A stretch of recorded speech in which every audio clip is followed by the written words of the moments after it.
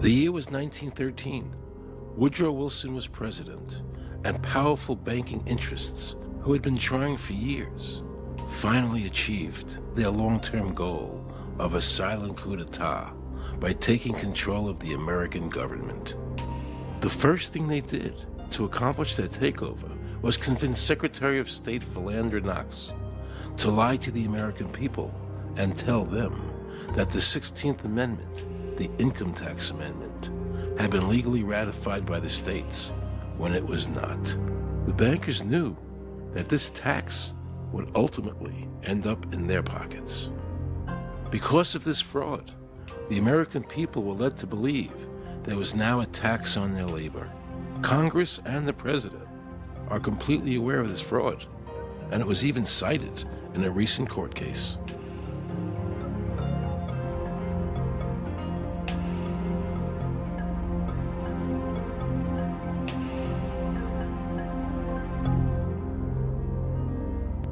That very same year, the bankers committed their second and by far the most diabolical fraud ever perpetrated on the American people by bribing senators to pass the Federal Reserve Act without the required constitutional amendment.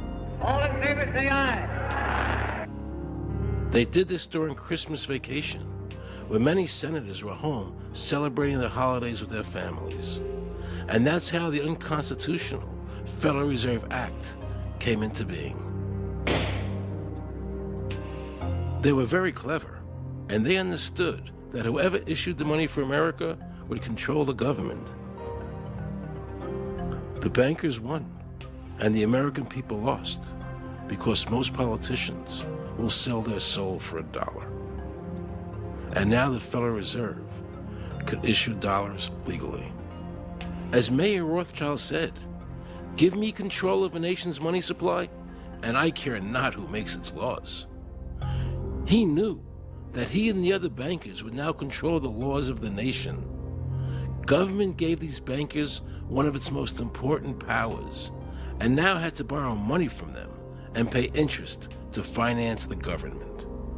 So the American people were forced to lower their standard of living and pay a graduated income tax to the government, just so the government could give these bankers more profits.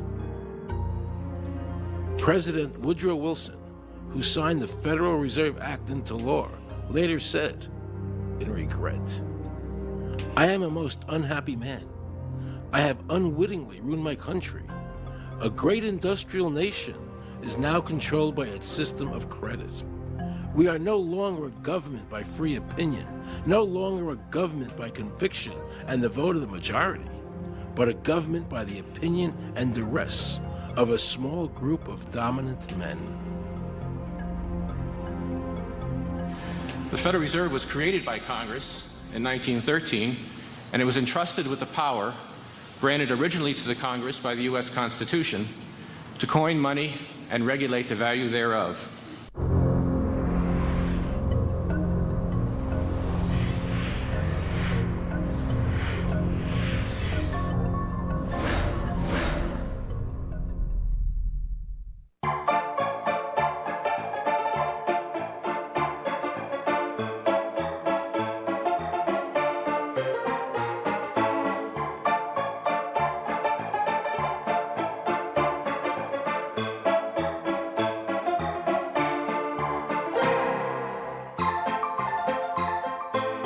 What's your name?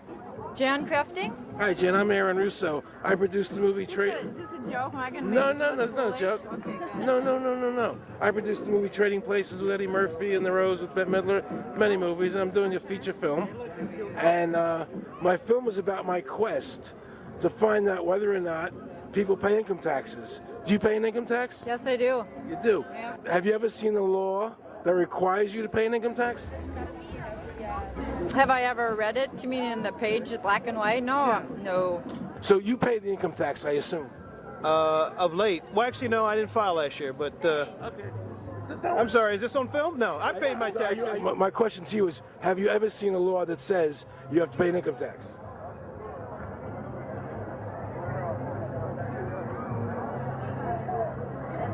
The law is that guy that wears that badge and a gun. That's the one that puts you in jail. That's the law. Actually, I can't stand the IRS. Okay. They're evil. Do you have any fear of the IRS?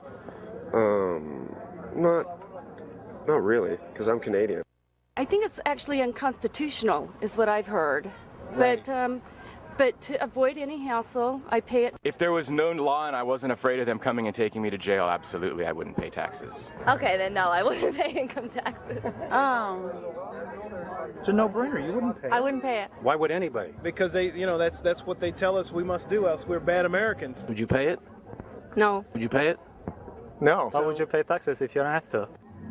The income tax is not legal because it would be a direct tax and it is not apportioned as the Constitution demands. If it's against the Constitution, then why are we doing it?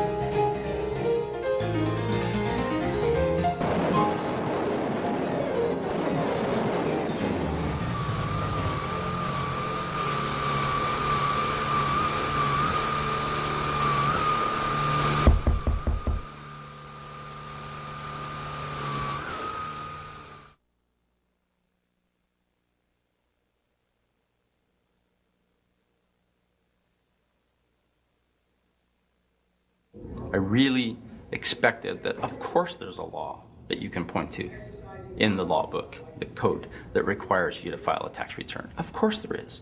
Maybe I don't know what it is right then as he was speaking to me, but sure. So naively, I agreed to go off and research it and get back to him.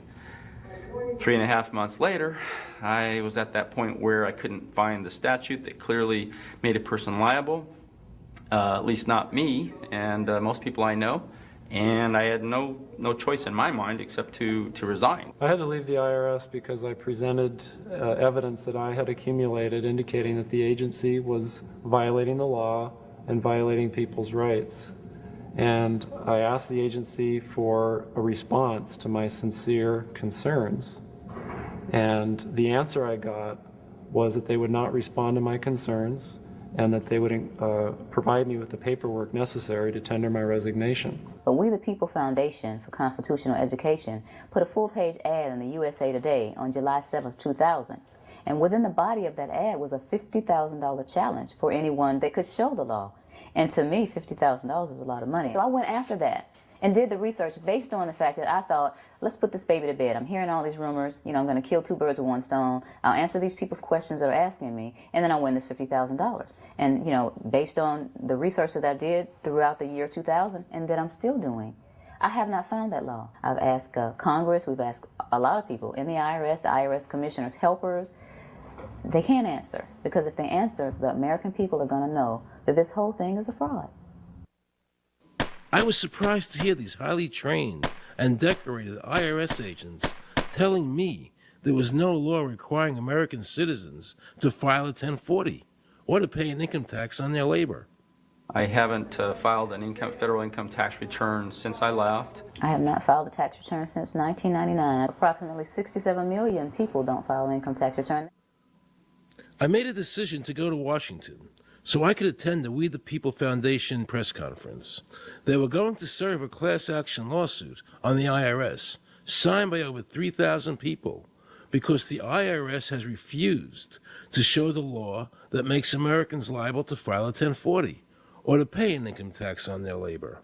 I was very curious as to why the IRS refused to show the law, as it seemed such a simple thing to do. Yet I was skeptical about the Foundation's claims. There had to be a law, right? I mean, we've all been told over and over and over again that we had to pay income taxes. No answers, no taxes. No answers, no taxes. No answers, no taxes.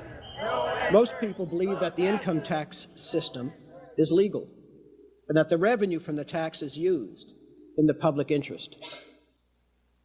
However, there is a substantial, conclusive body of evidence that proves that our income tax system represents the most pernicious form of tyranny. It is the greatest hoax ever perpetrated by government against the working men and women of America. American citizens, along with the Foundation, have been asking the IRS to specifically provide them with the underlying legal foundation upon which they administer and enforce the personal income tax laws in our country. At the national level, when people would attempt to contact somebody of a much higher authority, say the commissioner, same kind of thing. They would get answers that were in effect non-answers. There are a group of people standing outside today who assert that no law requires you to pay taxes and that you will not answer their petition to the government as to whether they're required to pay taxes. Are they required to pay taxes? I've been paying my taxes ever since I had my first job, and I think it's a fundamental construct of our nation that those of us who expect and demand the services from our government that the government provides, be they the protection of our country through the military, or be they the education of our children, or be they the protection of our environment, that we must pay for those services. So yes, I think there is a fundamental obligation, and that it's an understood and well accepted one.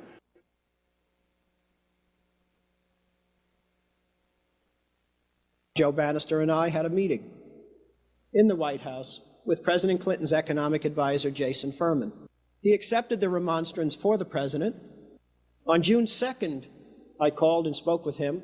His words were, "We have decided that the issue of the legality of the income tax is not a high priority matter for the White House, and we will not be participating in any conference on the subject."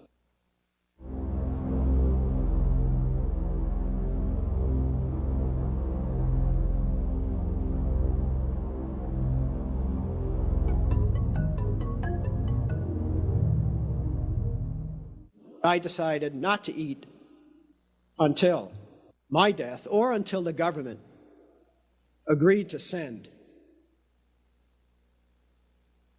their experts to meet with the experts from the tax honesty movement. And with the help of Congressman Bartlett, a deal was made. I'm very pleased that through these several trying weeks and now months, that we have secured the agreement of the IRS and the Justice Department, because some of the questions are beyond the purview of IRS, that they will both attend a public symposium where these issues can be formally addressed. Last Thanksgiving, DOJ and IRS notified Congressman Bartlett that they would not participate. Congressman Bartlett then waited until late January. He informed me that he would not be participating. Why do you think you've been able to get away with not paying or filing your income taxes for so long? Well, first of all, I've not gotten away with anything. I'm not hiding from anyone. I'm simply asking the IRS to show me the laws that apparently require me to do these things, and they are suspiciously reticent to answer questions from me. And of course, there are millions of other people, many other organizations who have attempted to get answers. They act very suspiciously when asked to simply sit down at the table with the American people and discuss what their obligations are. Rather than pulling up a chair, they pull out a club. As a matter of fact, David K. Johnston of the New York Times asked Terry Lemons of the IRS, why won't the IRS answer the questions set forth in the petitions from the American people? Mr. Lemon's response was, the government is answering the questions through enforcement actions in the courts. This is a very chilling remark on the government's use of brute force instead of civility and logic. The federal government itself refuses to provide the American people who are coercively being subjected to this extraction of their private property without any underlying legal justification. There is no law that requires the average American worker in the private sector to pay a direct, unapportioned tax on their labor and compensation for services. There is no law. The march will stop in front of the IRS building. They are now going to serve a class action lawsuit on the IRS. Very courageous. My name is Charles Bell, and I'm here to serve this complaint on behalf of the American people to the Internal Revenue Service. The complaint is accompanied by an affidavit that's under the hand of Robert Schultz. Case was served. We'll call you with the case number. Case has been filed. We'll call you with the case number. Thank you. Okay, thank you. We appreciate your time. America, baby! Freedom! Today, effectively, the people have said to their servant government that that our rights are not going to be any longer denied, and that we're going to have answers to our petition, our legitimate lawful petitions for redress of grievances, which are guaranteed in the First Amendment to our Constitution. So once and for all, we will get an answer. On August 31st, 2005, federal judge Emmett Sullivan ruled the government does not have to answer the American people's questions, even though it is guaranteed in the First Amendment. Our courts have made a decision that government does not have to show the law that it enforces. And the press never reported on this. Have we given this judge the authority to overrule the Constitution, the very foundation of American life?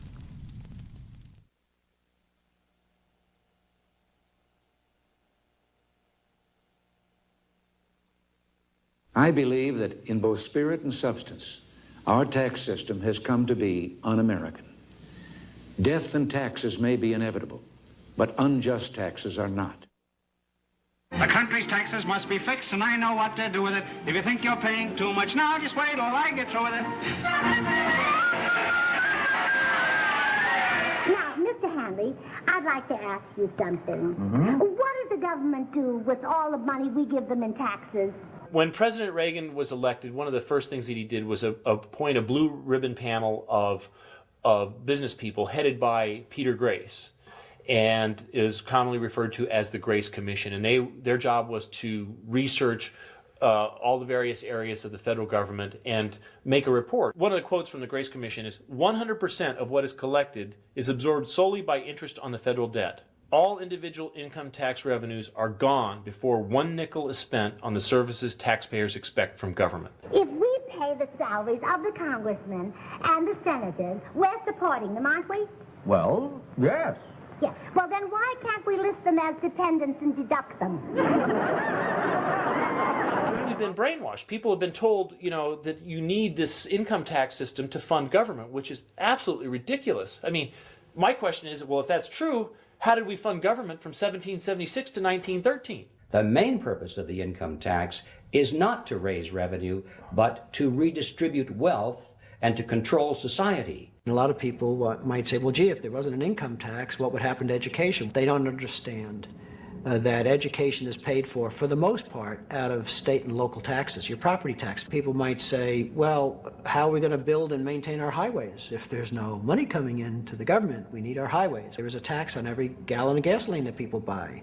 Proceeds from the income tax do not pay for highway construction. The amount of money that we spend on defense is exactly equal to the amount of corporate income tax, which is quite legal and quite constitutional. I think we should not want the income tax for several reasons. One is that it is the instrument of totalitarianism. It is the means by which the government can manipulate people and put you into a condition of servitude. Every year you give the federal government a form that says, here's how all my money worked. If you lie, you could go to prison. So you're required to give them a financial statement that under, the force of law could put you in prison if it's not impeccable, right? And under the law, they're supposed to do the same. They're supposed to give you back a financial statement that says, here's what we did with your money, except you comply and they don't. In fiscal 99, the Department of Defense had 1.1 trillion of undocumentable adjustments.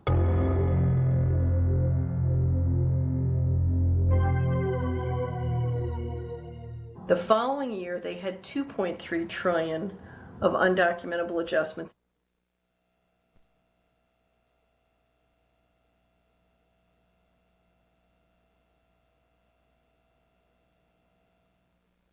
I decided to call the IRS. I spoke to Anthony Burke in Media Relations. He was very nice to me, and I explained to him that I was an award-winning film producer and that I was doing a documentary on the IRS. He seemed a bit stunned by this, then explained to me that Commissioner Everson nor anybody else would go on film to discuss the income tax. But he did say he would call me back. I thanked him for that, but I couldn't help wondering, why was the government making it so difficult for people to see the law? So I decided to bring my crew down to the IRS building to see if I could find some employees to interview. And here's what happened. I said you cannot film here, that's it. Who are you to tell me I can't film here? What's the law? Just tell me where the law is that says that. Can you show me the law that says I can't film here? Is America a free country? I told him they couldn't film here, and he's asking 9 million questions. I told him that's a federal government law. Hey, I told him he couldn't film here. He's telling me he's a citizen and all that, so I told me I couldn't film here. I'm saying, where's the law that says I can't film here? And I'm asking another question, sir. Then Homeland Security showed up, because I was such a threat to Washington. You got a driver's license up? Yeah, I do. Put that away for me. After convincing Homeland Security I really wasn't Osama bin Laden, I kept wishing the IRS would allow me to interview somebody. Why wouldn't they show the law? What were they so nervous about? I began to have a frightening thought. What if it was our own government we had to be afraid of? With that disturbing thought in my mind, I went to see a group of tax experts. You can look through the statutes and look for the law that requires you to pay. And when you do that, you can't identify a law that requires the average person in America who earns a wage and works in private business to pay an income tax. The Constitution allows for two kinds of taxes. They're called direct and indirect. The federal government in the Constitution can tax almost anything, as long as it apportions the tax if it's direct.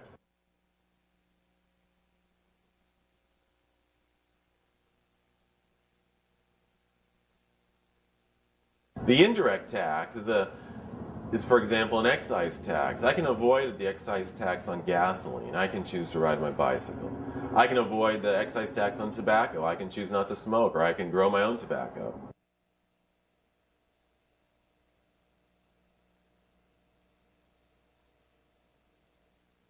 The income tax which is being applied now doesn't meet the criteria of either direct or indirect taxes.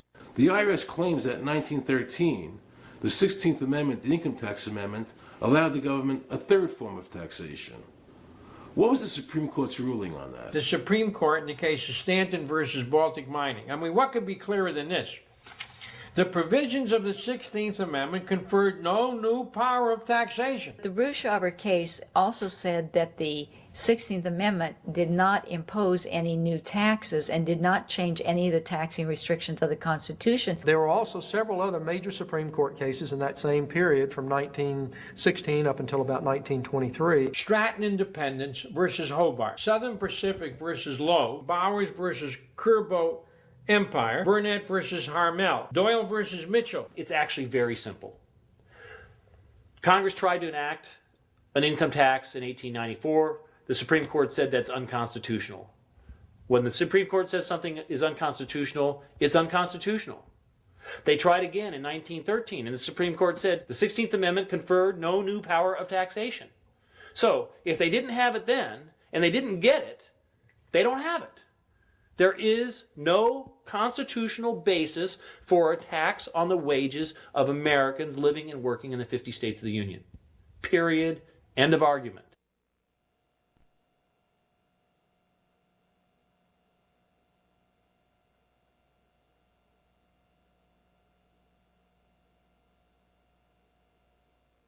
I have a letter here from Daniel Inouye's office of the United States Senate that says, based on the research performed by the Congressional Research Service, there is no provisions which specifically and unequivocally require an individual to pay an income tax.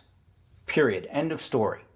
There is no law, and to date, nobody has been able to show that there is a law for the average American citizen working day in and day out to pay an income tax. The definition of income in the Constitution was given in the Eisner versus Montgomery case, and it turns on gains or profits that are made from some activity. Doyle versus Mitchell, 247 U.S. 179, 1918. Here's what he said. The idea of gain or increase arising from corporate activities. In other words, it doesn't mean wages, it doesn't mean dividends, it doesn't mean alimony. It means a gain or a profit arising from corporate activity.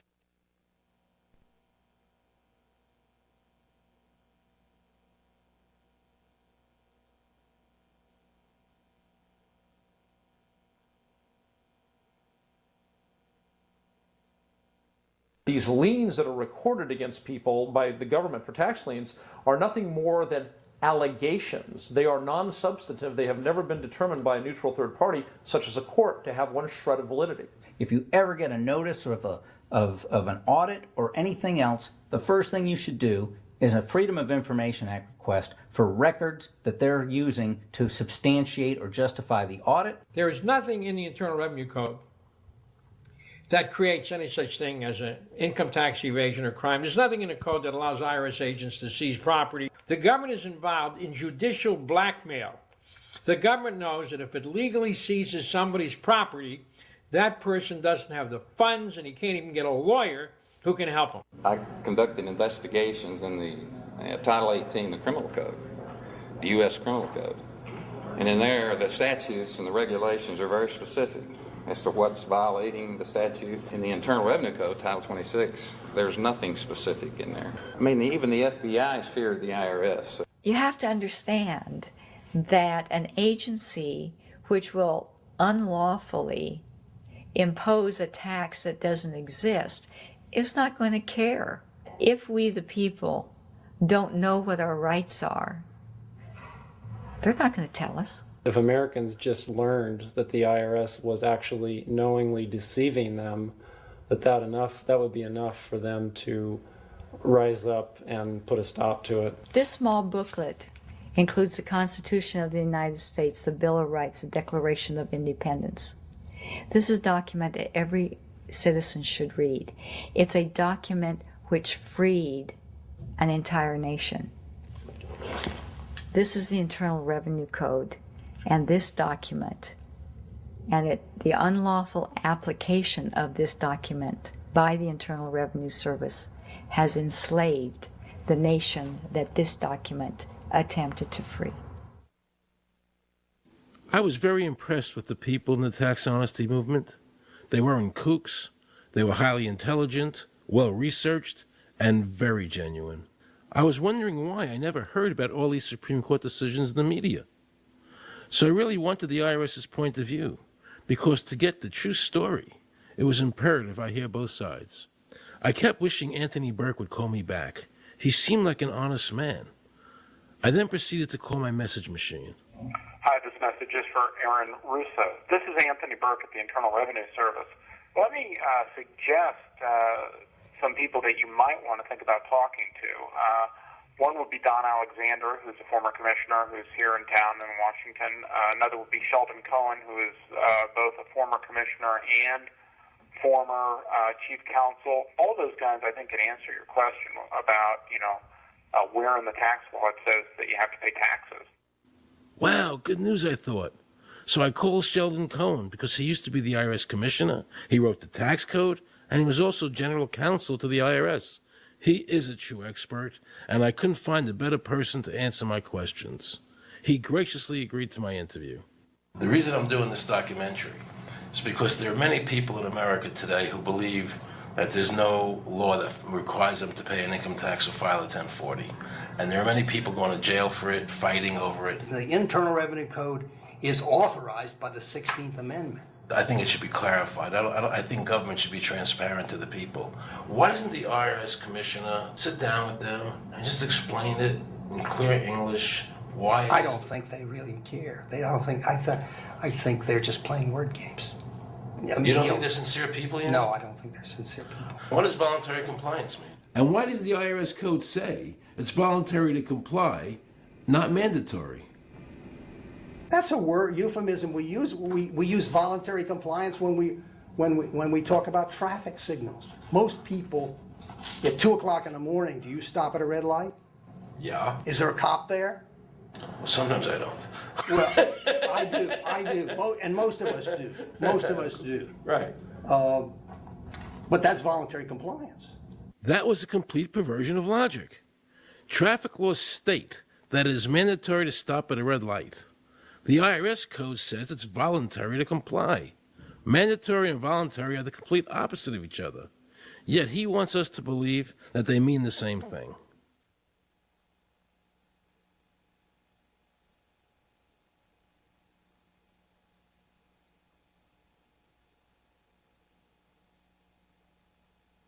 So can the government criminally prosecute somebody of information put on their 1040? Yes. Right, so doesn't that violate the Fifth Amendment? No. But the Fifth Amendment says I don't have to do anything that incriminates myself. Well, it doesn't incriminate you to put your income down. But you said before I could be put in jail for it. The commissioner wants us to believe that although the IRS demands that you fill out the 1040 and you can go to jail for it, that they are not violating your Fifth Amendment rights of self-incrimination. That is absurd. Isn't it true that the word income is not defined anywhere in the Internal Revenue Code?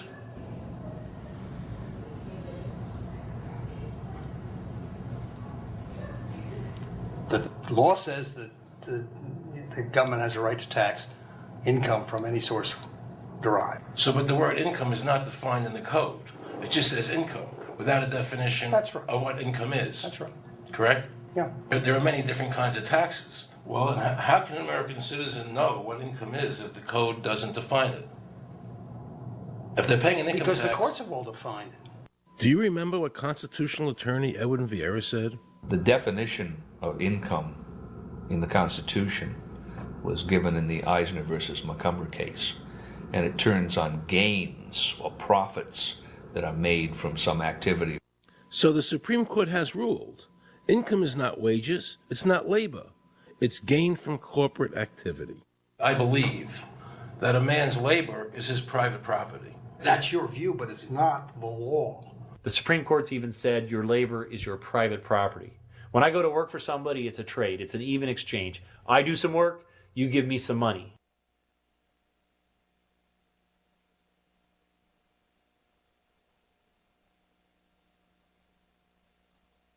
In 1916, we had the Reshaped case and the Stanton case.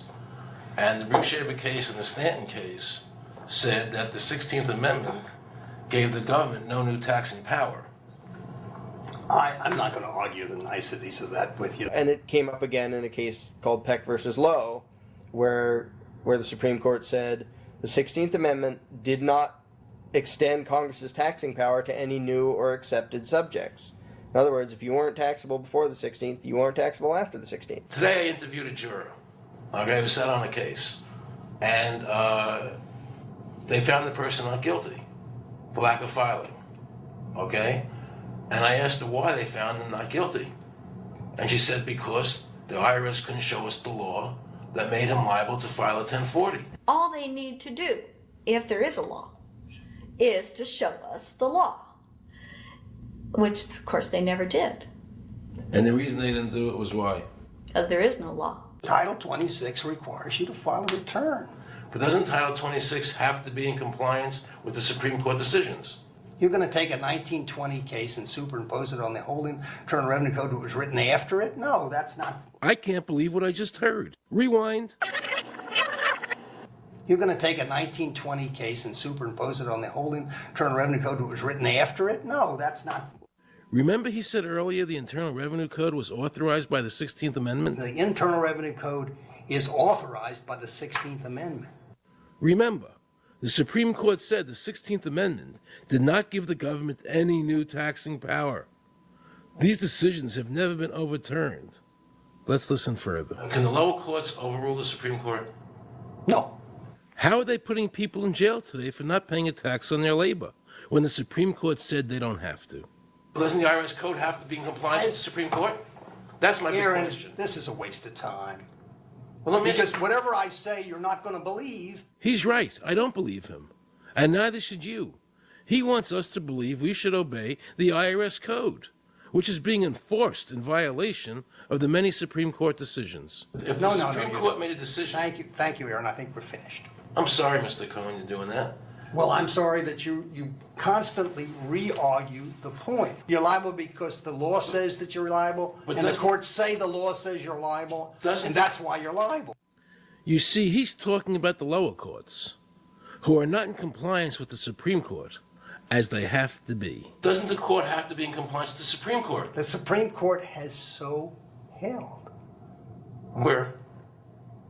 You caught me unprepared. I'll come back. Well, I don't want to do that. But let me ask you a hypothetical question. No. You're making silly arguments here. Why is the Supreme Court decision a silly argument? Well, because it's inapplicable. That made my heart stop. He just said Supreme Court decisions do not apply to the IRS. That's the behavior you would expect from a totalitarian country, maybe China or Russia or Cuba, not from America. They're just making up the law as they go along. Now I knew the tax honesty movement was right. The IRS thrives on intimidation and fear, not by law.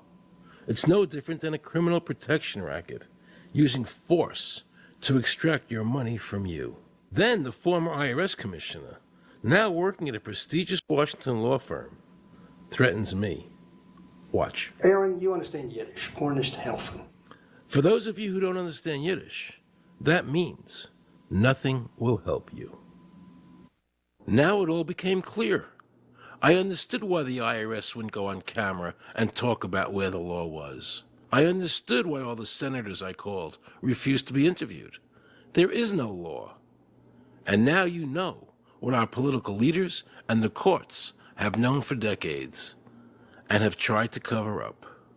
The United States Constitution strictly forbids a direct, unapportioned tax on the wages and salaries of American citizens. The United States Supreme Court has consistently ruled that the income tax is a tax on profits and gains, not on labor and wages. On behalf of the American people, I challenge the IRS to show me a statute that allows a direct, unapportioned tax on the wages and labor of the American people. And if I'm wrong, I will give my most humble apologies to the IRS. If the IRS is wrong, and there is no law, then every person who's been jailed should be let out of jail immediately, and any assets seized should be returned to their rightful owners. If this is a nation of laws and a free country, then the IRS should show the law to the American people. I felt an overwhelming need to understand why juries were finding innocent people guilty of not filing a tax return when there was no law requiring them to do so. So I went to talk to Marcy Brooks, a juror who used her common sense and did not allow the judge to railroad the jury into a guilty verdict.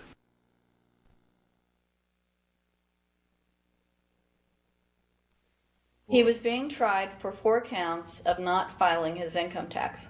Okay. And our question was, well, what is to decide? Either he did or he didn't. It never occurred to us that he might actually be innocent while at the same time not filing. In the federal government, it is not a felony not to file taxes. Finally, they said, okay, if we're going to get this guy, we're going to have to put it in the state. They called up the IRS agent, Agent Craner. Craner? Yeah. Robert Craner? Mm-hmm. This is Ken Doherty, who's also an investigator with the Illinois Department of Revenue. This is a request for a copy of the delegation of authority order. Right, and I talked to my boss about that, and he said that my badge is that. Badge is the authority. I thought it had to be in writing. The last question that the defense asked him was, did you write any of this down? And Agent Craner looked right at him and right at us, and he said, "I never wrote anything down." And yet when we saw the video, there he was, writing notes, you know. And so I'm thinking, okay, at this point, the judge is supposed to say, "Agent Craner, it is clear that you have committed perjury." It wasn't even noticed. It finally came to the climax. Mr. Harrell looked right at the prosecutor, and he said, "I will tell you the same thing I have told over and over again to government officials. You show me the law that requires me to file a tax return, and I'll be glad to do it." And again, I ask, under what is the requirement that you claim and are required to do these things? And the requirement under the regulations is what section? My question to you is, what particular act are we discussing here that I am liable to do these things that you claim I'm liable to do? Your exact question would be again? Okay, what is the section that what? But I guess I'm still not understanding your question, Mr. Harrell. Well, you must be familiar with what that you have the police powers to enforce. Yes. The prosecutor absolutely ignored him. And he started slandering Mr. Harrell. Just started attacking his character. They're calling us tax cheats, they're calling us fanatics, they're calling us weirdos. I don't care what you call me, but I have one question. Where is the law? Show me the law. Can't let this turn into a rational debate, because if they do, they lose it. So they have to insult people and say it's frivolous. We felt like that there was an overall arrogance and that they were railroading Mr. Harrell and wanting us to participate. Judge Coogan, he looked right at us and he said, "I will instruct the jury according to the law." We were sent to deliberation. The judge promised us that he would give us the law. And we looked and we looked and it was not there. We wrote a note to the judge asking for a copy of the law. 10 minutes later, we get a note back. "You have everything you need." But there was no law. And he had promised us. At that point, I felt betrayed. I felt like this man promised us the law, and that's what this whole thing is about, the law. We request it, and he still denies us the law. And the reason they didn't do it was why? Because there is no law. Remember, we're talking about the Illinois state law here, okay, which is a law in Illinois. So we got out that law, and we read it several times, and I said, "Okay, wait, you know, because they kept saying, but this is a law in Illinois." And I said, "Look at the beginning of it. It says, anyone required to file a federal income tax return is required to file an Illinois tax return." I said, if it is true that he's not required to file a federal return, then that nullifies the Illinois law. Two people, they kept saying, "But he's going to get by with it." And I said, what is he getting by with but his rights? If there is no law, he's not breaking a law. He's just standing on his rights. Are we going to deny him that? That's when this one juror sat back and kind of rolled his eyes and he said, "You mean we don't have to pay taxes?"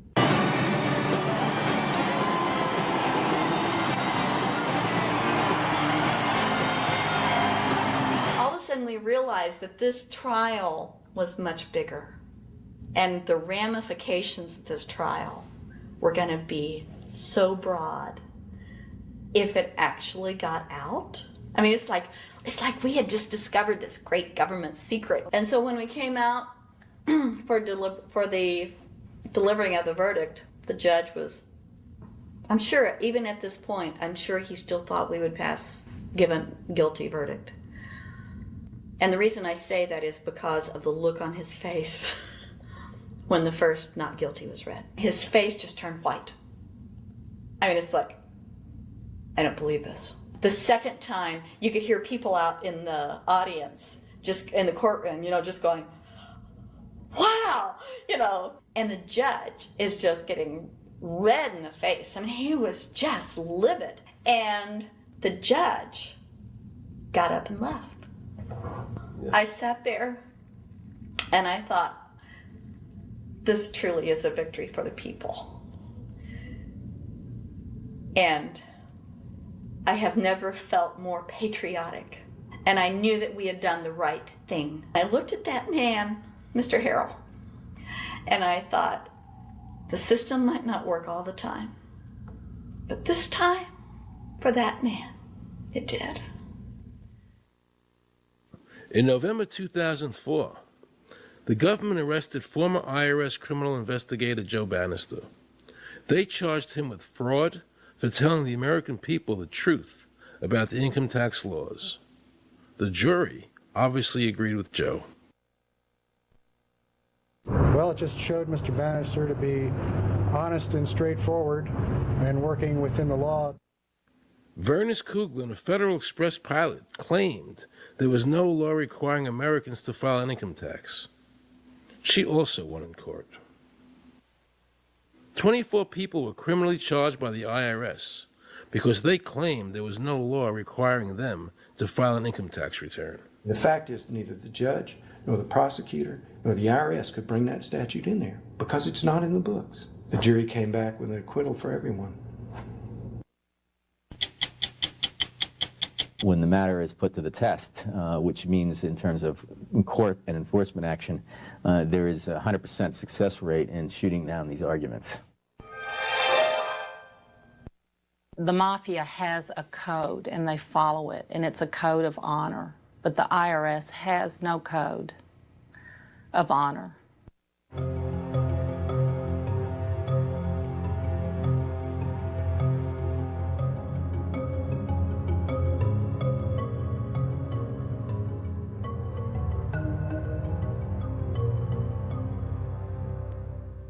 Meet Judge Dawson, a federal judge presiding over the Irwin Schiff tax case, who denied Irwin the ability to prove to a jury that there was no law requiring Americans to file an income tax return.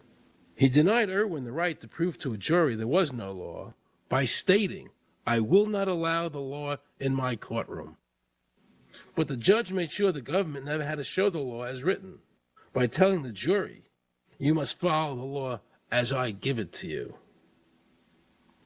Nobody can know what the law is because the law is what the judges say the law is. The lower courts today will not allow people, especially in tax cases, to bring in Supreme Court decisions as their evidence.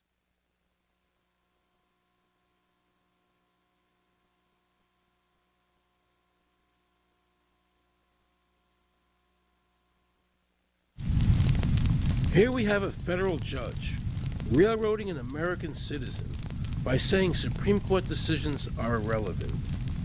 And again, nothing from the press defending our freedoms.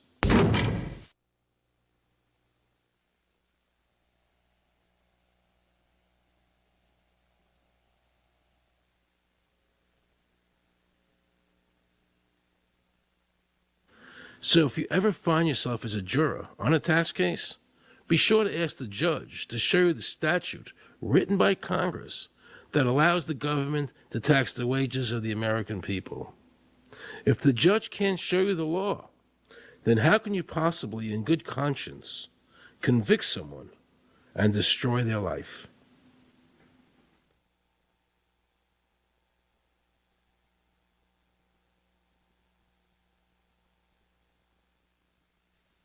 Let's see how the IRS treated one of America's greatest heroes and someone I cherished as a child. Joe Louis was an American icon. Victorious in his first 27 fights, the Brown Bomber quickly rose to heavyweight champion of the world.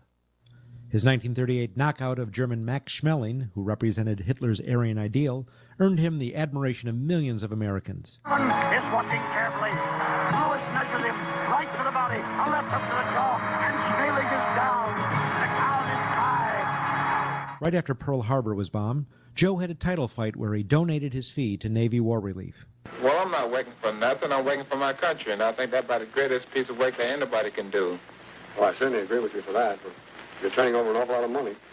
Well, we all turn over a whole lot for this country at this time.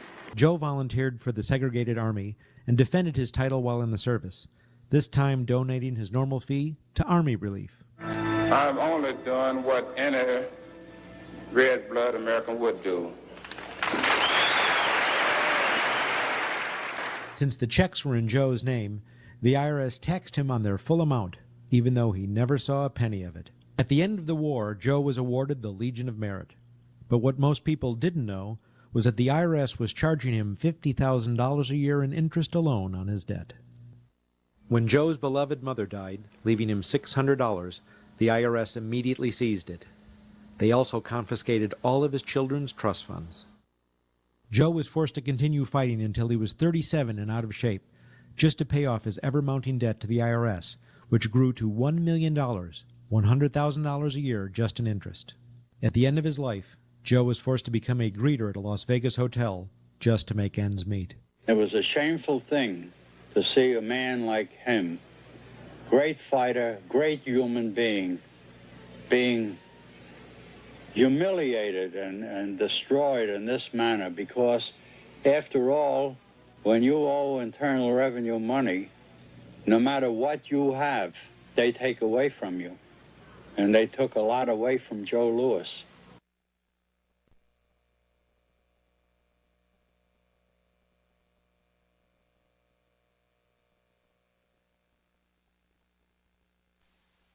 I made a decision to drive to Virginia Beach from Washington because I had heard stories about two law-abiding families who had been brutalized by the IRS.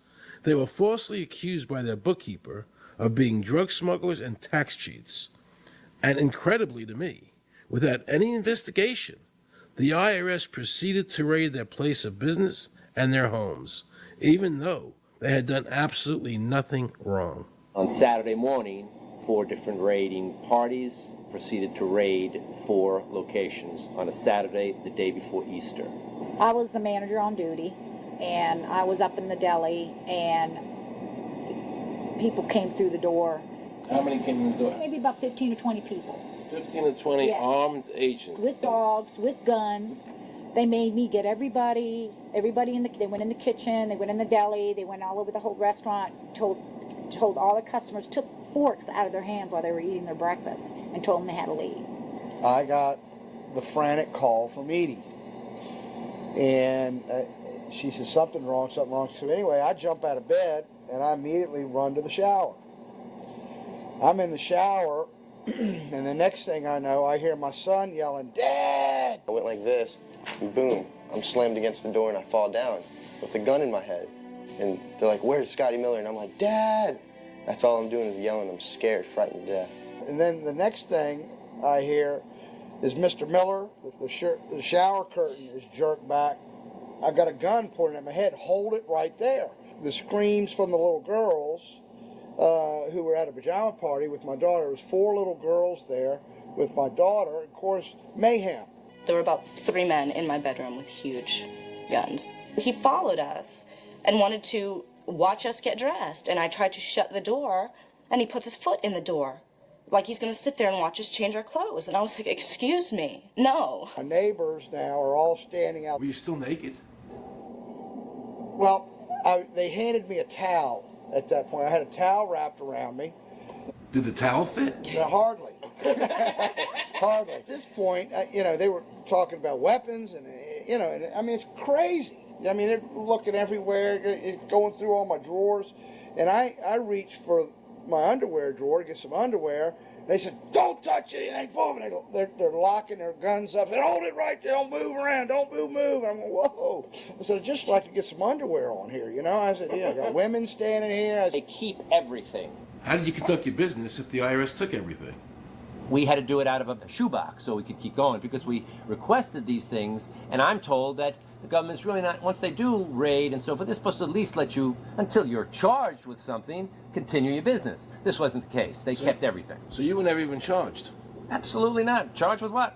And when you speak IRS, the whole world shrivels up.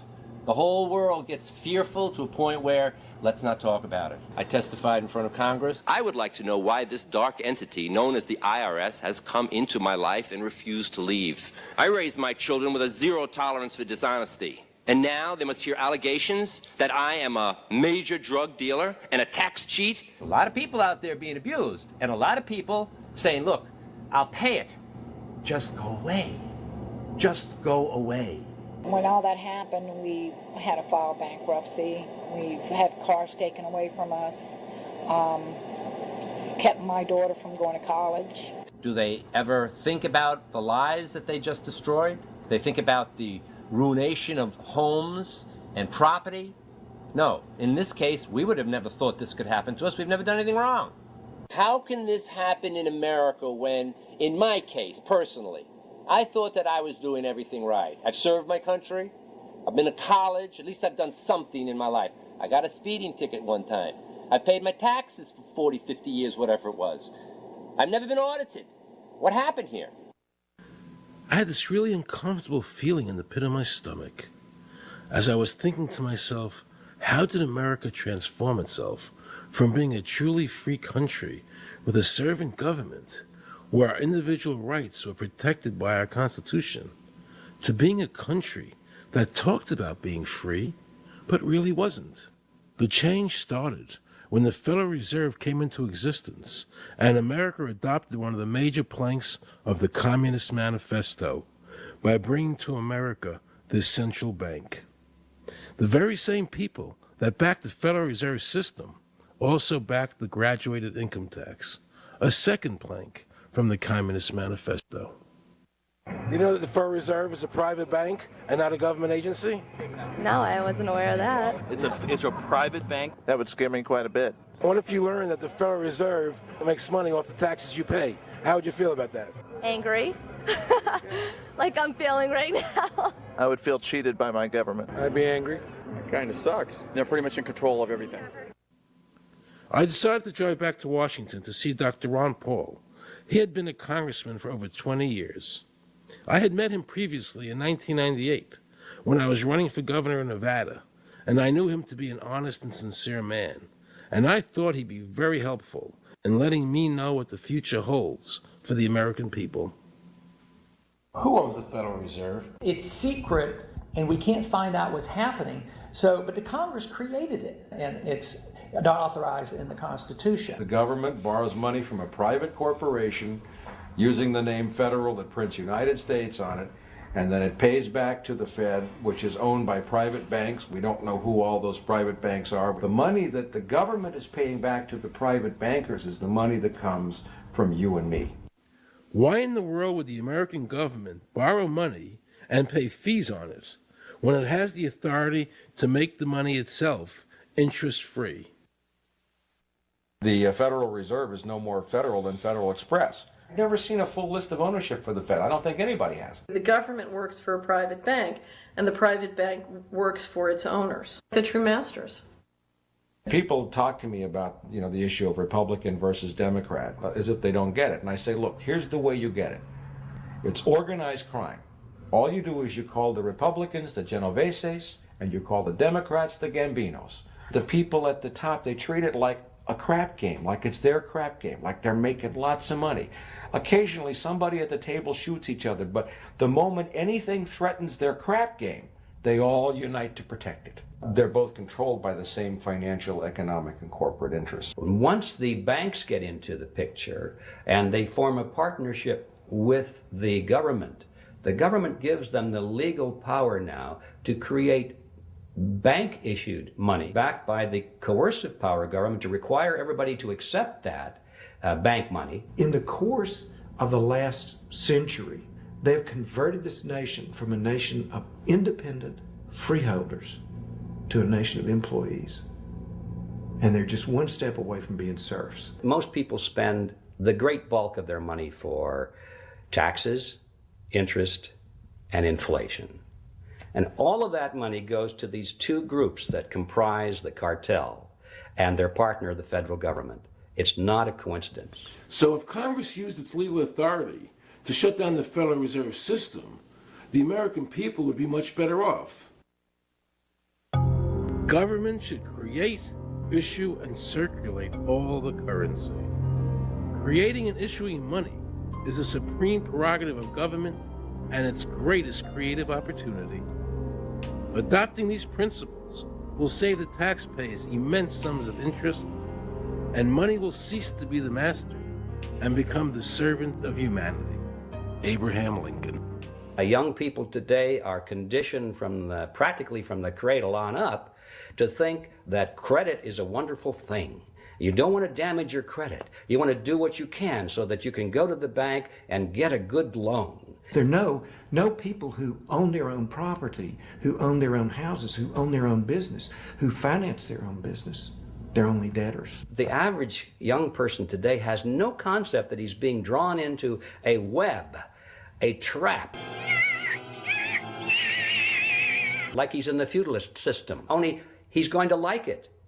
He's going to think, this is wonderful. I got my new red Corvette and I'm in debt for the rest of my life, but I'm looking good.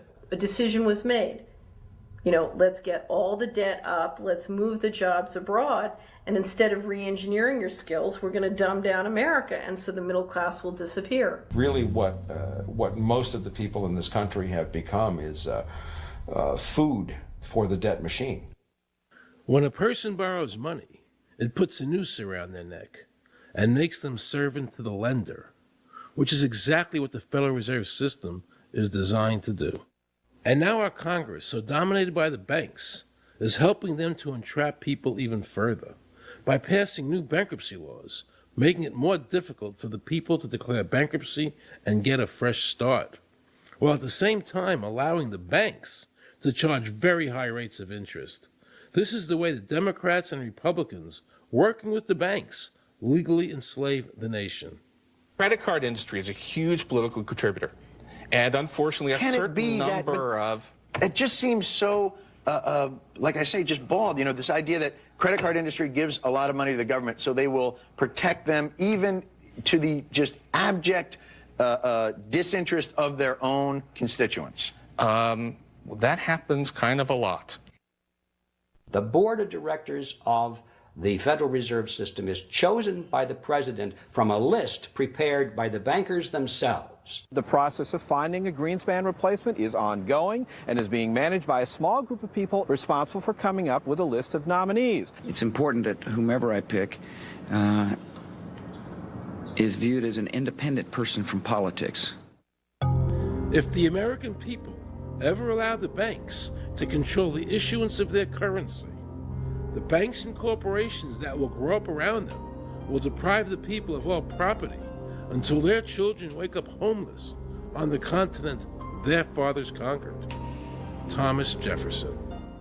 So the Federal Reserve is actually an illegal entity functioning within government. It's illegal, and what we have given to this so-called agency is the authority to counterfeit money. Do you have any points of view about the Federal Reserve and how the Federal Reserve operates? They just enter something on a computer. Oh, you need 20 billion today. Here's 20 billion, but they got that out of thin air. It came out of thin air, it goes to the Treasury then pays the bills. So it's no different than monopoly money.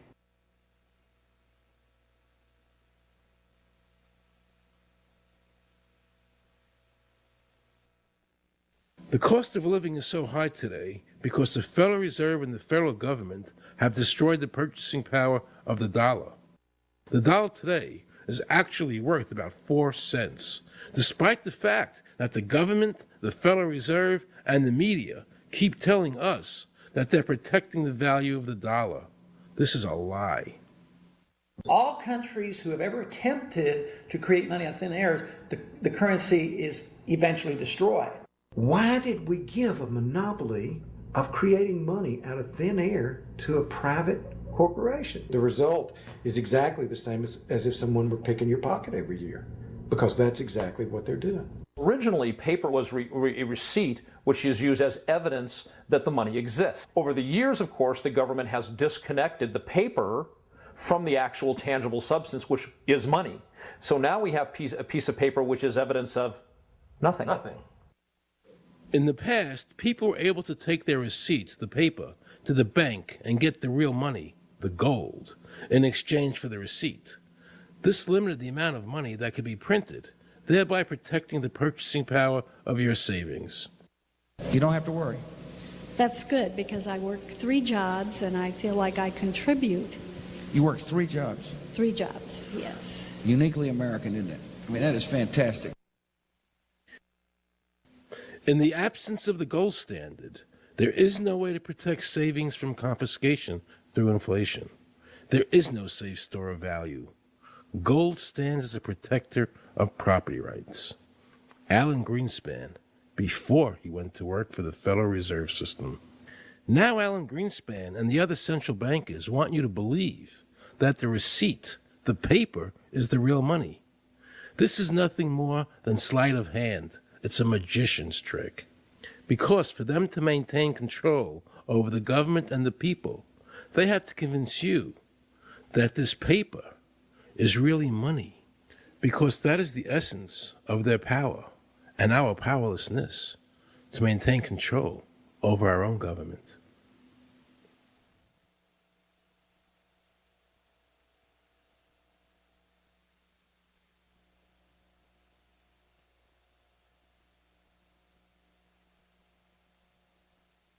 What happened to the gold in Fort Knox? Nobody really knows. When I served on the Gold Commission, I asked them to really, do another audit. I remember it was 15-2. They said, we don't need to audit the gold. It's supposed to be the American people's gold, and so we would like an accounting to tell the American people what is there. I've been told that the Federal Reserve has taken control of the gold as collateral for the dollars they print. They list gold on their balance sheet. How could the Federal Reserve, this private bank, list gold on their balance sheet? They claim they're holding that for the Treasury.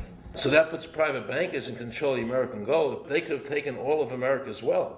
That's a possibility. Shouldn't the Congress stand up and say, where is the American people's gold? They're not audited. They control the money of America, and it's not audited? There is no audit. Oh, wait a second. Doesn't the Federal Reserve work underneath the Congress? Congress ignores their responsibility to do any oversight. The president really has no control, nor does the Congress have any control over this cartel. It just has the appearance of control. In the final analysis, the Federal Reserve bankers, with the help of the Democrats and Republicans in Congress, have swindled the American people. They have taken the true wealth of America, the gold, and given us a piece of paper in return. And again, not a word from the press. These frauds are going to continue until Congress is no longer intimidated by the Federal Reserve bankers, and Congress uses their legal authority to shut down the Federal Reserve System and to stop this loss of our freedoms. Is there a law that requires people to file a 1040? Not explicitly, but it's certainly implied. Well, implied by force. Yeah. But is there a law? I can't cite a law, no. I cannot. But, if they think it's the law and they have all the guns, it's an authoritarian approach. Well, yeah, but that's authoritarianism. Yeah. That's not a country run by law. Do you think America is going deeper and deeper into becoming a police state? And if so, in what ways do you see that as a congressman? Yeah, I think we're moving in that direction because there's not much we can do without permission. The absence of a police state is that people are free, and if you don't commit crimes, you can do what you want. But today, you can't open up a business, you can't develop land, you can hardly do anything. You can't go to the bank, you can't go to the doctor without the government knowing what you're doing. And they talk about medical privacy, that's gone. Financial privacy, that's gone. The right to own property, that's essentially gone. So you have to get permission from the government from almost everything. And if that is the definition of a police state, that you can't do anything unless the government gives you permission, we're well on our way. This is something that people eventually, I hope, will get sick and tired of and say, enough is enough. I sincerely believe the banking institutions having the issuing power of money are more dangerous to liberty than standing armies. Thomas Jefferson. You must understand the Federal Reserve is a cartel made up of the major banks in America, and they are the ones that are running the show, not the federal government.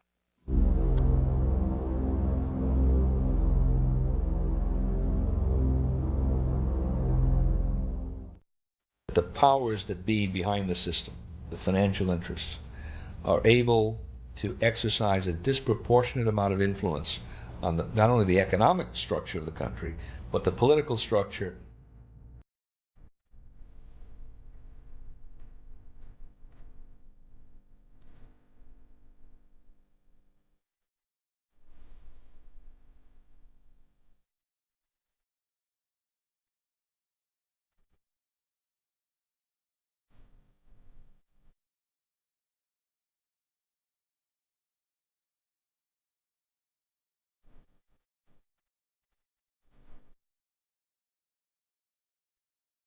This would be like the ultimate reaching of government into our personal health lives, which would be unbelievable. And not even our government, some, bureaucratic, diffuse, multinational, secretive government.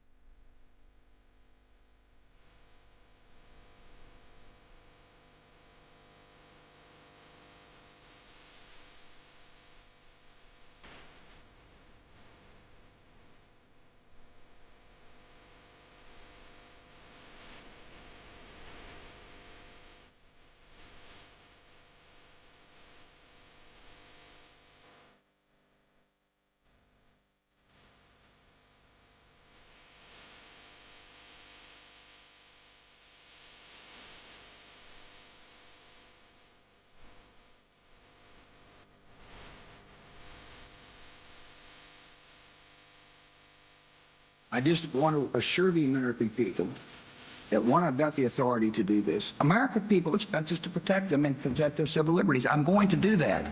Preserve, protect, and defend the Constitution of the United States. The Constitution of the United States. So help me God. So help me God. So help me God.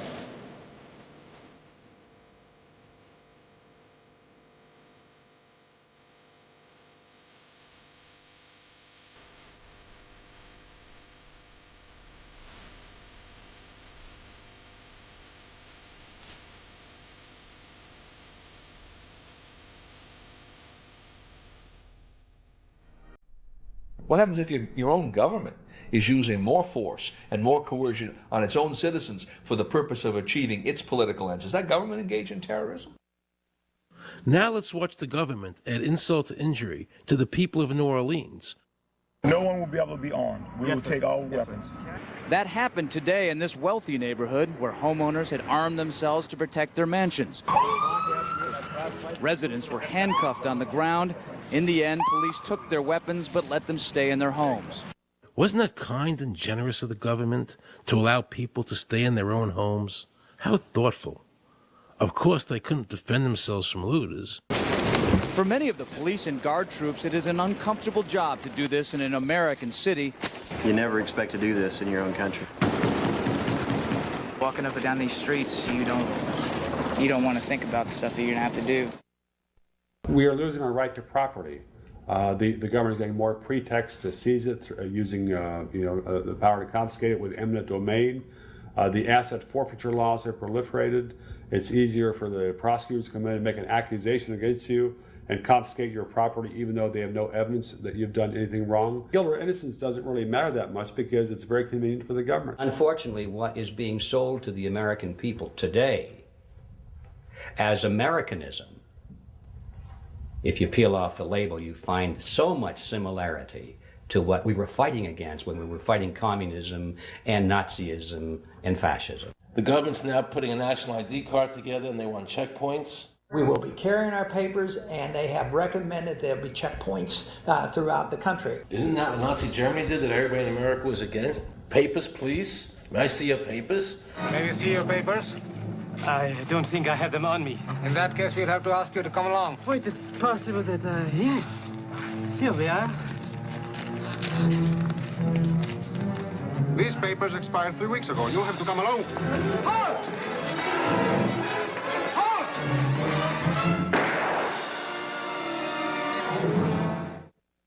In the new legislation, the national ID card is in it. It takes 3 or 4 pages to describe it, and it will be connected with our driver's licenses. The states will be instructed on exactly what they have to do. Social security numbers will be used. Some type of a physical proof, such as fingerprints or retinal prints, have to be on it.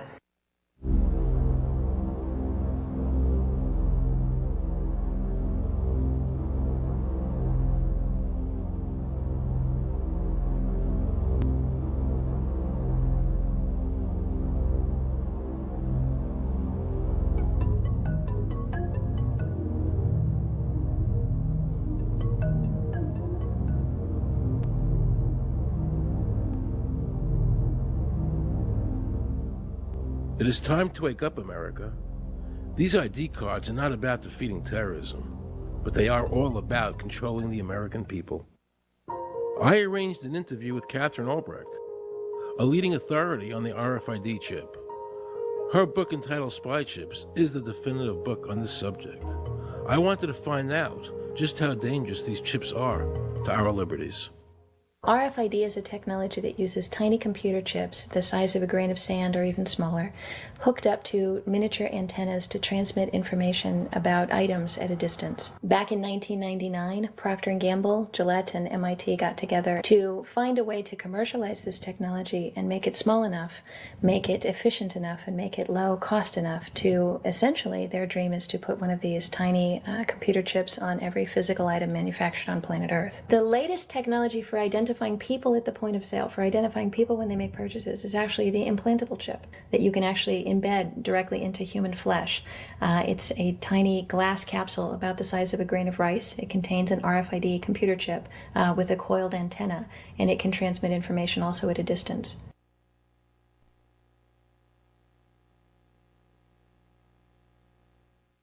Can a microscopic tag be implanted in a person's body to track his every movement? There's actual discussion about that. You will rule on that, mark my words, before your tenure is over. Homeland Security folks, the Department of Defense, and others have expressed an interest in being able to more closely monitor the U.S. populace. And one way to do that, of course, would be being able to determine who buys what and where they take those things.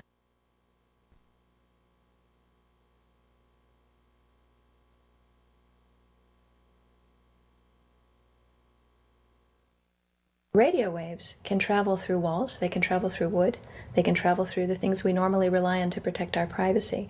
For example, your purse, your backpack, your pocket, anything you're wearing or carrying. Kraft Philadelphia cream cheese has been tagged with RFID and sold to consumers, as have Mach 3 razor products and other Gillette razor products, without the knowledge of the consumer. One of the tiny chips could actually even be the dot on the letter I on the back of the fine print on a package that you purchased. They were talking about having reader devices in every airport, on every bus, on every train, on every port, on every dock. One of the most worrisome applications of RFID are proposals to put them into cash, meaning that you would be able to track every banknote, where it had been, who it had been issued to, and create, in essence, an audit trail. That would essentially take away the anonymity of cash that we now enjoy today. The ATM machine itself, as the money came through the roller device, would be reading each number, and they would know who you are because, of course, you identify yourself at the bank before you take money out. And down the road, when you go to pay at a major retailer, it would also be possible for them, as they're putting the money into the cash drawer, to simply feed it through a little reader device. It would go in, it would tag that number and transfer possession from Aaron Russo, say, to Walmart. Once everything you do is tied down to a single number and there is no longer the ability to pay with cash, then all it takes to render you a non-citizen is to simply turn that chip off. You will no longer be able to really participate in any function in society, including buy food.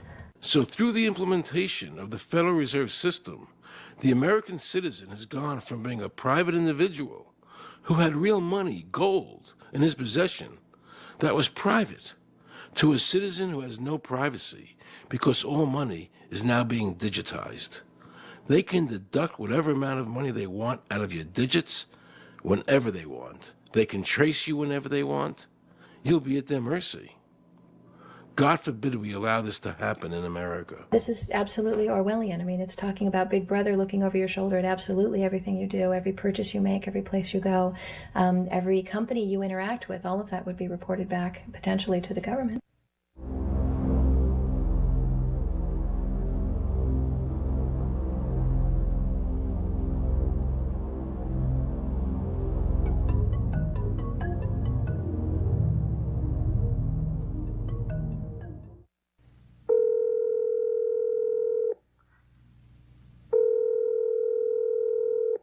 Pizza Palace, guaranteed hot in 30 minutes or it's free. This is Mary. May I take your order? Hi, Mary. Yes, I'd like to order. Is this Mr. Kelly? Yes? Thank you for calling again, sir. I show your national identification number is 610-204-999-8-45-54610. Is that correct? Yes. Thank you, Mr. Kelly. I see you live at 736 Montrose Court, but you're calling from your cell phone. Are you at home? I'm just leaving work, but I'm... Oh, we can deliver to Bob's Auto Supply. That's at 175 Lincoln Avenue, yes? No, I'm on my way home. How do you know all this stuff? We just got wired into the system, sir. Oh, well, I'd like to order a couple of your double meat special pizzas. Sure thing. There'll be a new $20 charge for those, sir. What do you mean? Sir, the system shows me that your medical records indicate that you have high blood pressure and extremely high cholesterol. Luckily, we have a new agreement with your national health care provider that allows us to sell you double meat pies as long as you agree to waive all future claims of liability. What? Do you agree, sir? You can sign the form when we deliver, but there is a charge for processing. The total is $67 even. $67? Well, that includes the delivery surcharge of $15 to cover the added risk to our driver of traveling through an orange zone. I live in an orange zone? Now you do. Looks like there was another robbery on Montrose yesterday. You could save $48 if you ordered our special Sprout Submarine Combo and picked it up yourself. Comes with tofu sticks. Those are very tasty, sir. Good value, too. But I want double meat. Well, I'm sure you can afford the $67 then. You just bought those tickets to Hawaii. They weren't cheap, eh? Oh, but I see you checked out the budget beach bum at the library last week. Up to you, sir. All right. I'll get the Sprout subs. Good choice, sir. Gotta watch that waist if you're hitting the beach, eh? 42 inches. Wow. Man, I'd say tofu and sprouts is, like, required. That's how much? Just between you and me, there's a $3 off coupon in this month's Total Men's Fitness magazine. Your wife Betty subscribes to that, right? Anyhow, clip that and it's $19.99 even. Whoa, looks like you maxed out on all your credit cards. Bring cash, okay? Have we become so controlled and so ignorant about our rights that big institutions and big government can do whatever they want with us, even without our approval? I knew for certain the Founding Fathers would resist to the death what is happening in America today. And I, for one, will not accept a national ID card. And if nobody accepts a national ID card, and nobody can board a plane without one, then let the airlines go bankrupt. And if you can't open a bank account in a big money center bank, then open an account in a small local bank. And if we can't walk into a federal building, I personally would consider that a blessing. Don't allow these institutions to dictate to us how we conduct our lives. This is America, and we have free choice. We, the people, have all the power, not the government. Government gets its power from us, not the other way around. Think of all the men and women who died in all our wars, fighting for freedom, not Federal Reserve bankers. Do you think they sacrificed their lives so that Americans can be chipped like a dog? So we could all have a homing device inside us? No. This ID card is the last step before they implant us. And that's precisely the reason nobody should accept one. And you know what they're going to do? They're going to call on the propaganda machine, the media, and try and sell this as if it were in everybody's best interest. We're working on a product that we have called internally a PLD. PLD stands for Personal Locating Device, which is an implantable GPS for which our company owns a patent. The hybrid of the two of these products, being Digital Angel and VeriChip is what we call PLD. PLD should be in prototype form by the end of this year, by December of 2002, and we are already working with the Food and Drug Administration as well as legislative agencies with these products and ultimately with the PLD.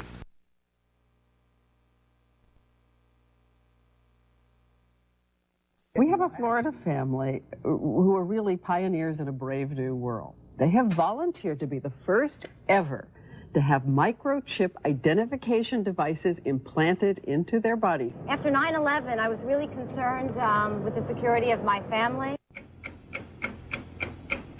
I wouldn't mind having something planted permanently in my arm that would identify me. Talk about identification papers. Watch what happens to a woman in Florida whose license was suspended.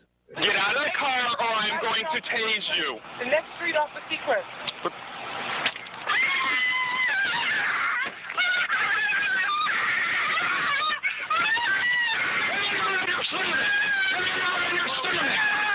On your stomach. Do it now. Put your hands behind your back. Do it now. Do it now or you're going to get tased again. Do it now. Do it now. On your back. Put your hands behind your back. Put your hands behind your back. I can't. Sure you can. Come here. Ow, ow. Oh, got it. You got blood on your hands.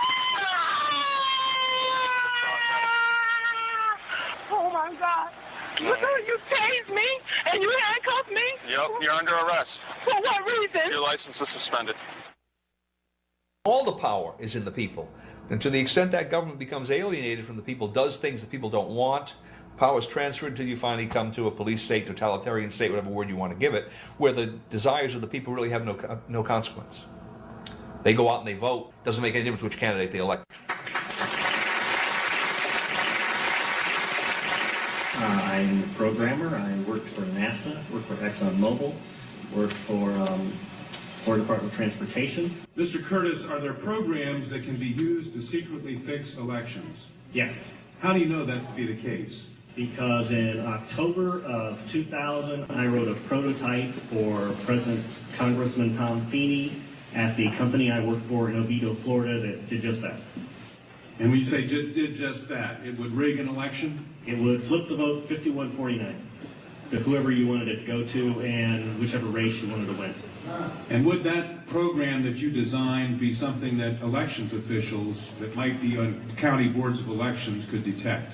They'd never see it. So how would such a program, a secret program that fixes the election, how could it be detected? You would have to view it either in the source code or you'd have to have a receipt and then count the hard paper against the actual vote total. Other than that, you won't see it.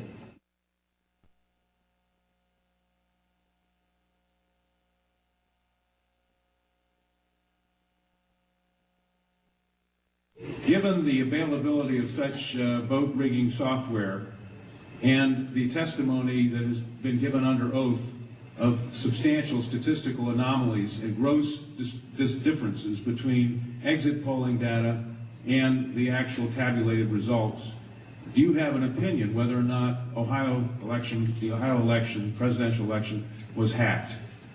Yes, I would say it was. So in other words, there's absolutely no assurance whatsoever in anything with regard to these machines? Absolutely none.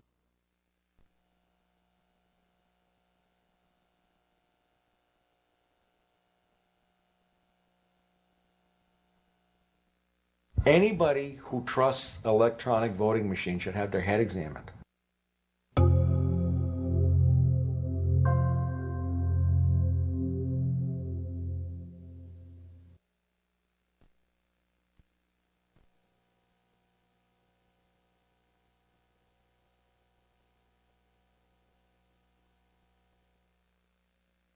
Now we can see a new world coming into view. A world in which there is the very real prospect of a new world order. The New World Order will be built, an end run on national sovereignty, eroding it piece by piece, will accomplish much more than the old-fashioned frontal assault. Council on Foreign Relations. We shall have world government, whether or not we like it. The only question is, whether world government will be achieved by conquest or consent. Paul Warburg, Counsel on Foreign Relations and architect of the Federal Reserve System. There's a group that get together internationally and they sort of play God with our money. You think that's part of what George Bush said was the one world order? They can't have a new world order only with a world police, military. Right. I think the financial system ultimately is even more important than the guns. The central bankers of the world are working together to create a one world government, a global police state as sinister as anything George Orwell ever wrote about, where every person on the planet Earth will have an RFID chip implanted, where the bankers and the governments can monitor every transaction you make. A chip in everybody would be the universal monetary system par excellence, because there'd be no escape from it, and you'd be totally under the control of those who issue the electronic impulses in that chip. Their strategies are being accomplished through the World Trade Organization, the International Monetary Fund, and the Bank for International Settlements, which is the central bank for all the central banks of the world. Most people don't have a clue that these unelected private bankers actually control the governments of the world. They have financed and profited from every war since World War I without concern for humanity. The war in Iraq is an attempt by the Federal Reserve and their partner, the Bank of England, to control the Middle East and to make it a part of the New World Order. To defend the New World Order, U.S. soldiers will have to kill and die. Arthur Schlesinger, Counselor on Foreign Relations. Military men are just dumb, stupid animals to be used as pawns in foreign policy. Henry Kissinger, Counsel on Foreign Relations. Now let's listen to this quote by Robert Reich, a member of President Clinton's cabinet and one of his most trusted advisors. The dirty little secret is that both houses of Congress are irrelevant. America's domestic policy is now being run by Alan Greenspan and the Federal Reserve. America's foreign policy is now being run by the International Monetary Fund. When the president decides to go to war, he no longer needs a declaration of war from Congress. Dr. Carol Quigley, professor from Georgetown University, who was also President Clinton's mentor, said in his book, Tragedy and Hope, the powers of financial capitalism had a far-reaching aim, nothing less than to create a world system of financial control in private hands, able to dominate the political system of each country and the economy of the world as a whole. And then President Clinton's Deputy Secretary of State, Strobe Talbot, said, in the next century, nations as we know it will be obsolete. All states will recognize a single global authority. All these supposed free trade agreements, NAFTA, GATT, CAFTA, are truly nothing more than the governments of the world and the central banks working together to create a one-world government. They are not free trade. These treaties are government-managed trade, and they are destroying the American worker. Through these treaties, the bankers are actually beginning to control the laws of the world. The fact is that this relationship between the bankers, the government, and the huge multinational corporations is the very reason why the government no longer enforces its immigration laws. The bankers want a one-world government without borders, and the American government is obeying them. If the government was so worried about terrorism, why are they leaving the borders open? But at the same time, telling American citizens they need an ID card with an RFID chip.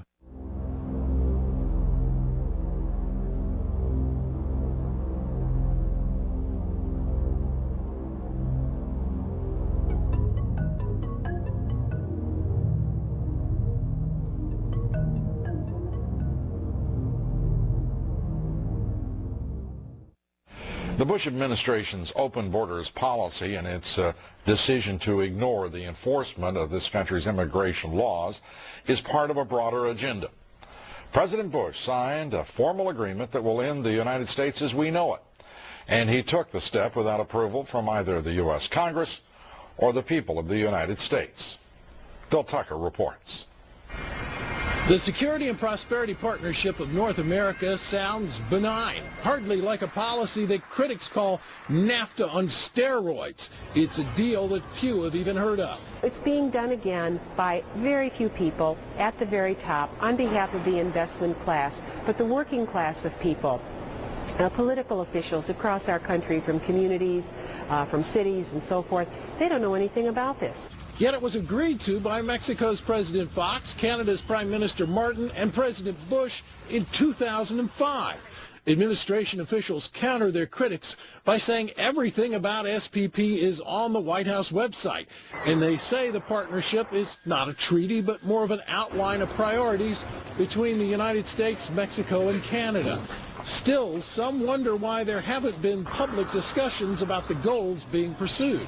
You know, I was asked the other day about whether or not I really thought the American people had the stomach to stand up and stop this nonsense, this direction from a group of elites in absolute contravention of our law, of our Constitution, every national value.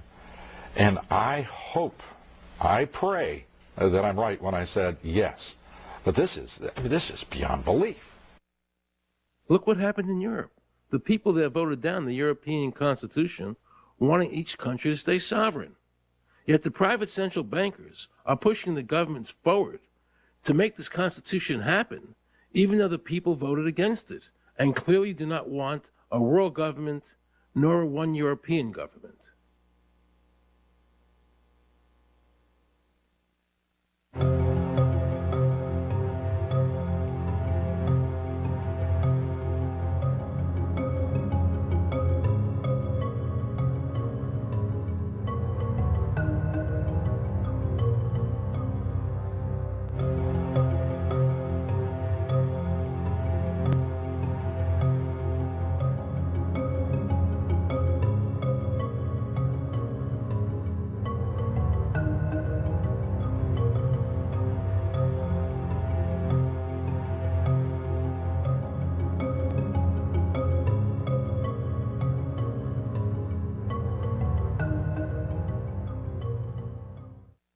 Now pay close attention to this quote by David Rockefeller, and you'll understand what is happening in the world today and where the American people are heading as a nation.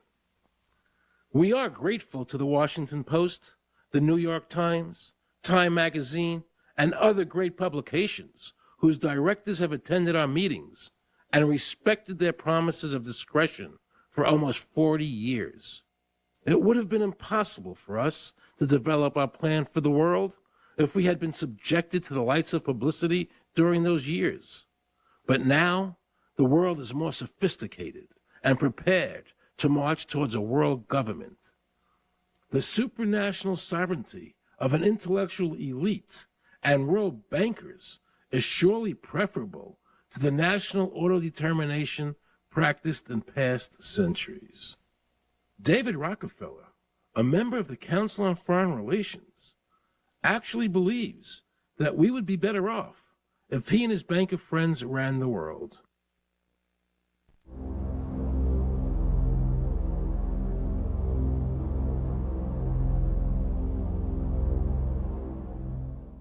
Benito Mussolini had a great quote about fascism. He said that fascism should be called corporatism more properly because it's the perfect merger of power between the corporation and the state. That's how we define fascism. And that's what we're seeing here. The media controls the information that a person gets. In various ways, they can make sure that the average American watching the tube or reading the newspaper is going to come out with a certain mindset. He's going to say, this is good, that's bad, and that's all they have to do. You look at the ownership of corporate media in this country. Who owns CBS? Viacom? Who owns NBC? GE? Who owns ABC? Disney? Americans have been taught to expect their salvation from government instead of recognizing government as the most dangerous threat they'll face in their lives. And the United States putting together a constitution now for Iraq.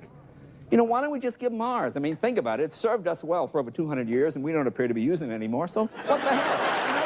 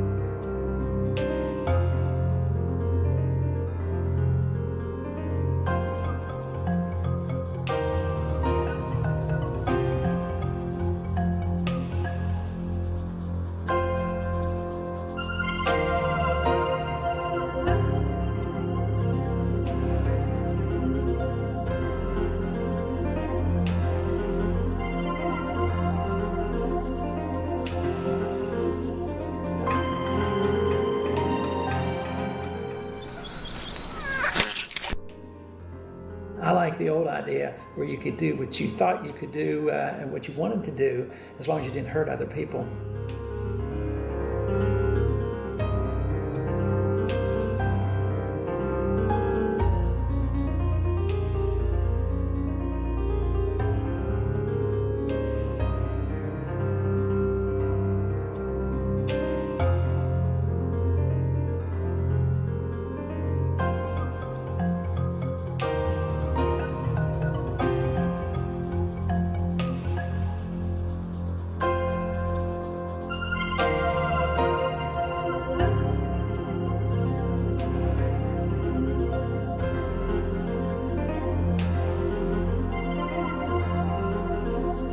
I think that the ultimate choice that's being presented to mankind is that it's time to either evolve or perish. Grow up or die. Become adults. Act like adults. Take some responsibility.